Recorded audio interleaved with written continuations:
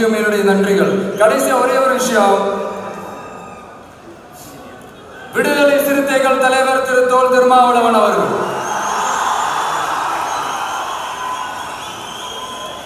அவங்களால இன்னைக்கு வர முடியாம போச்சு.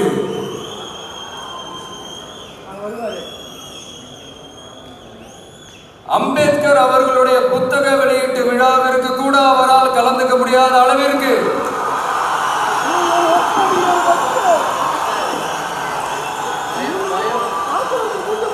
கூட்டணி கட்சிகள் சார்ந்து எவ்வளவு பிரஷர் இருக்கும் என்று என்னால் யூகிக்க முடிந்தாலும்